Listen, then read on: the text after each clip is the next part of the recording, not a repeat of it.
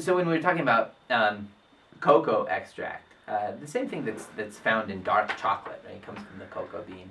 Um, this has historically been a uh, a big deal in ancient cultures, in ancient Mayan cultures. It was what the priests would drink a very potent coca extract or compound from the coca bean, and unfortunately, a lot of our milk chocolates these days have such small percentages that it's almost negligible of the amount of coca from the actual coca bean. But coca extract, on the other hand, has a significant higher amount, and so you get the benefit of a lot of those uh, original effects that were felt by people as far back as the Aztecs and the Mayans in Central America, and in their culture they had a lot of medicinal qualities to the coca. Uh, so the three big uses for coca in those communities, in the Mayans and the Aztecs, was for increased cognitive function, improved digestion, and improved sexual health. Okay, and as we look in our literature, and as we've studied it more scientifically rather than anecdotally, we see some of those effects and actually pulled out some others that are quite interesting and fantastic.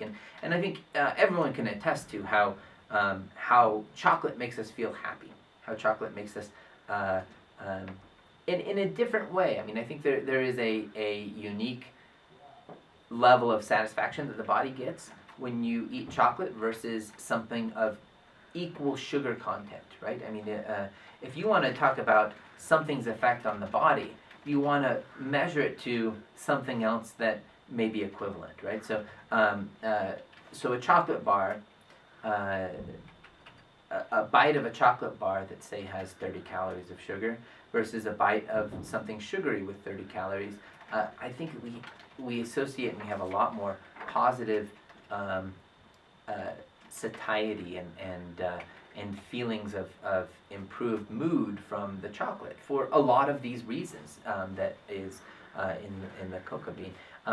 There's also something called theobromine. Um, Theobromine is a chemical that's very similar to caffeine. Okay, so caffeine has its chemical composition, and caffeine, we all know what caffeine feels like. It gives us energy, and many of us, it's the most used drug in the world. I mean, between teas and coffee and chocolate, all of these things have caffeine in them. Now, chocolate tends to also have a higher concentration of theobromine. The chemical composition of caffeine, if you change it just slightly, you get theobromine.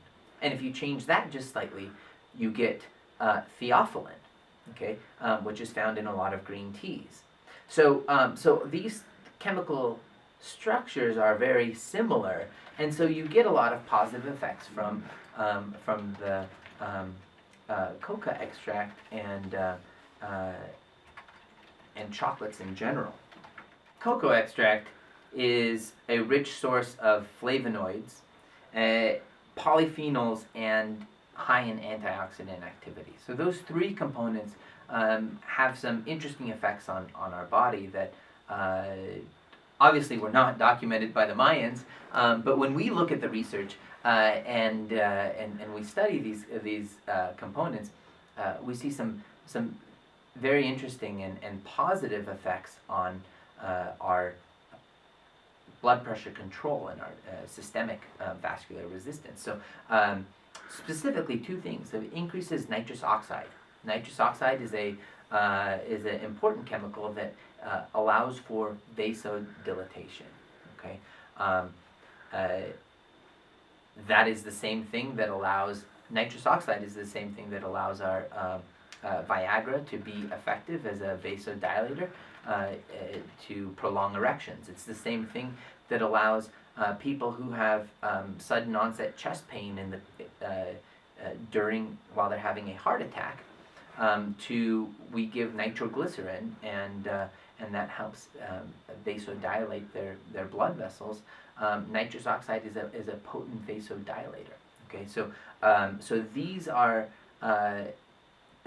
the coca extract increases nitrous oxide in our blood vessels, allowing for some vasodilatation, which is good. That reduces your blood pressure.